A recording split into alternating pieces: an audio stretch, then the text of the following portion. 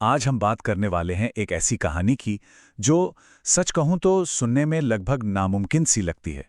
ये कहानी है बालाजी वेफर्स की, एक ऐसे एम्पायर की जो बिल्कुल जीरो से खड़ा हुआ। और कहानी की शुरुआत करने से पहले जरा इस एक नंबर पर गौर कीजिए, 6,000 करोड़ रुपए। जी हां, 6,000 करोड़। ये बालाजी वेफर्स का आज का सालाना रेवेन्यू है। मतलब ये आंकड़ा ही अपने आप में एक पूरी कहानी बयां करता है ना। पर देखिए, ये कहानी और भी ज्यादा हैरान करने वाली तब हो जाती है जब हम देखते हैं कि ये सब शुरू कहां से हुआ था। सोचिए, एक तरफ गुजरात का एक सूखाग्रस्त गांव, एक ऐसा लड़का जिसके घर में बिजली तक नहीं थी, और दूसरी तरफ आज वही नाम इंडिया की एफएमसीजी अरबपतियों की लिस्ट में शामिल है। ये सफर, ये बदलाव हुआ कैसे? चलिए इसी को समझते हैं। तो शुरू करते हैं इस नामुमकिन सी लगने वाली कहानी को। ये कहानी है तीन भाइयों की जिन्होंने सच में बिना किसी सपोर्ट के बिल्कुल जीरो से एक पूरा एम्पायर खड़ा कर दिया। बात है 1970s के शुरुआती दौर की।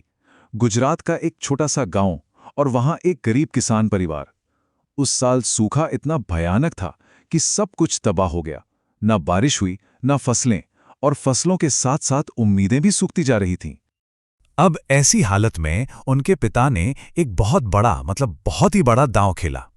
उन्होंने अपनी पुश्तैनी जमीन, जो उनके पास सब कुछ था, उसे बेच दिया। उससे मिले 20,000 रुपए अपने बेटों को दिए और उन्हें राजकोट शहर भेज दिया, एक नई जिंदगी शुरू करने के लिए। सोचिए, कंधों पर कितनी बड़ी जिम्मेदारी होगी। लेकिन किस्मत देखिए, खेती के औजारों का जो उनका पहला बिजनेस था, वो 2 साल के अंदर ही पूरी तरह से फेल हो गया। सारे पैसे डूब गए। अब सब कुछ लुट चुका था, पैसे खत्म, बिजनेस फेल। यहीं से कहानी एक ऐसा मोड़ लेती है जिसके बारे में किसी ने सोचा भी नहीं था। और ये मोड़ आया एक सिनेमा हॉल से। यहीं पर उन्हें जिंदगी का पहला और शायद सबसे जरूरी सबक मिला। जो कल तक बिजनेसमैन थे, वो अब एस्ट्रॉन सिनेमा में कैंटीन बॉय बन गए। महीने की तनख्वाह कितनी? सिर्फ 90 रुपए। वो पोस्टर चिपकाते, गेट पर टिकट चेक करते, और रात को जब सिनेमा हॉल खाली हो जाता तो फटी हुई सीटों की सिलाई भी करते थे। और इसके बदले में क्या मिलता था? खाने के लिए बस एक प्लेट चोराफिली। यहीं इसी मेहनत और लगन के बीच उन्हें अपना पहला लाइफ लेसन मिला। कर्म ही धर्म है। मतलब कोई भी काम छोटा या बड़ा नहीं होता। जो भी काम हाथ में आया, उसे पूरी शिद्दत से किया। और जानते हैं, उनकी इसी मेहनत का नतीजा ये हुआ कि जल्द ही सिनेमा हॉल की पूरी कैंटीन चलाने का कॉन्ट्रैक्ट उन्हीं को मिल गया। अब कैंटीन तो अच्छी चल रही थी, लेकिन एक रोज की दिक्कत सामने आई। एक बहुत ही सिंपल सी प्रॉब्लम, जो आगे चलकर एक $1 बिलियन आइडिया बनने वाली थी। हुआ ये कि कैंटीन में आलू वेफर्स की डिमांड तो बहुत थी, लेकिन जो सप्लायर्स थे वो कभी टाइम पे माल देते ही नहीं थे। और यहीं पर उनका दूसरा फलसफा काम आया। चिंता नहीं, चिंतन करना है। मतलब प्रॉब्लम से परेशान होने के बजाय उसके सल्यूशन के बारे में सोचो।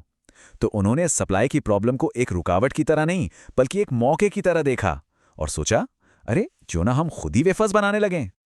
और इसके साथ ही आया उनका तीसरा सिद्धांत, जो बहुत ही मजेदार है, कूद पड़ो। मतलब जस्ट जंप इन। चंदू भाई का यह मानना था कि अगर हम बहुत ज्यादा सोच विचार करते रहेंगे तो कभी एक्शन ले ही नहीं पाएंगे। कभी कभी सबसे बेस्ट प्लान यही होता है कि बस काम शुरू कर दो। और बस उन्होंने यही किया। साल था 1982। अपने घर के आंगन में ही एक छोटा सा शेड बनाया, 5,000 रुपए लगाकर आलू काटने की एक देसी मशीन बनवाई, और फिर दिन में कैंटीन की नौकरी और रात भर वेफर्स बनाने के एक्सपेरिमेंट्स।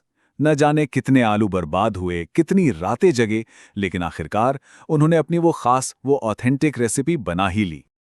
तो घर के पिछवाड़े के एक छोटे से शेड से जो सफर शुरू हुआ था, वो अब एक एम्पायर बनने की राह पर था। देखते हैं कि ये कहानी आगे कैसे बढ़े। ये जो टाइमलाइन है ना, ये उनकी ग्रोथ की पूरी कहानी कहती है।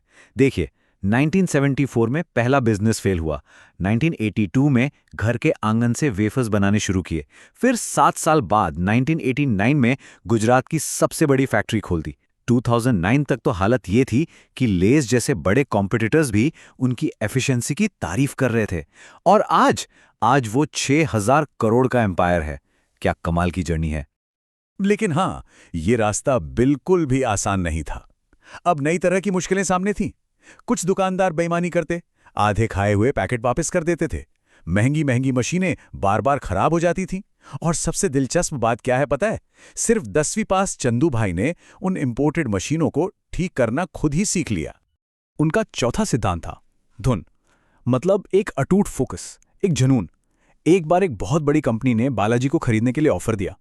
जानते हैं उन्होंने क्या किया? मना कर दिया। और वजह थे उनके कस्टमर्स। उन्हें 500 से ज्यादा चिट्ठियां मिली जिनमें लोगों ने हाथ जोड़कर कहा था कि प्लीज अपनी कंपनी मत बेचिए। ये होता है कनेक्शन। और इसी धुन, इसी जुनून का नतीजा देखिए, आज बालाजी वेफर्स इंडिया के स्नैक्स मार्केट में पेप्सिको और हल्दीराम्स जैसे बड़े बड़े नामों के ठीक पीछे देश की तीसरी सबसे बड़ी कंपनी है। जरा सोचिए। तो सवाल ये उठता है कि इतनी बड़ी और लगातार सफलता के पीछे का राज क्या है? इसका जवाब छिपा है उनके बिजनेस करने के अनोखे तरीके और उनकी पारिवारिक सोच में। उनका पांचवा और शायद सबसे जरूरी सबक है सेल्स नहीं, सर्विस। आपको जानकर हैरानी होगी कि बालाजी में कोई सेल्स टारगेट नहीं होता। वो पुल स्ट्रैटेजी में यकीन करते हैं। मतलब आप अपना प्रोडक्ट और सर्विस इतना अच्छा बनाओ कि कस्टमर खुद खिंचा चलाए, आपको बेचने की जरूरत ही ना पड़े। बालाजी का पूरा कल्चर ही सैटिस्फैक्शन पर टिका है। वो अपने सप्लायर्स को पार्टनर की तरह ट्रीट करते हैं, पेमेंट हमेशा टाइम पर, अपने डीलर्स और डिस्ट्रीब्यूटर्स को पूरी ताकत देते हैं। उनके जो 7,000 कर्मचारी हैं वो सिर्फ एम्प्लॉई नहीं, टीम का हिस्सा है। उनका सीधा सा मानना है, अपनी पूरी टीम को खुश रखो, अपने कस्टमर्स को खुश रखो, प्रॉफिट तो अपने आप पीछे पीछे आएगा। और उनका जो फैमिली का फलसफा है वो भी उतना ही अलग है। वो महाभारत और रामायण से एक सिंपल सी सीख लेते हैं। कहते हैं, महाभारत में सब मेरा मेरा कर रहे थे और अंत में सब कुछ खत्म हो गया। वहीं रामायण में सब तेरा तेरा कर रहे थे और सब सफल हुए। ये आपसी सम्मान और एक दूसरे के लिए काम करने की भावना है। देखिए, आज का जमाना वेंचर कैपिटल का है। फटाफट फंडिंग उठाओ और तेजी से ग्रो करो। इस दौर में बालाजी का मॉडल बिल्कुल उल्टा है। कछुए की चाल चलो, धीरे धीरे और लगातार। उन्होंने बिजनेस का हर छोटा बड़ा काम पहले खुद सीखा है और फिर ऑर्गेनिकली यानी स्वाभाविक रूप से आगे बढ़े हैं। तो आखिर में एक सवाल, इस तेज रफ्तार दुनिया में जहां हर किसी को रातों रात सक्सेस चाहिए, जहां हर कोई क्विक एग्जिट ढूंढ रहा है, वहां बालाजी की कहानी हमें क्या सिखाती है?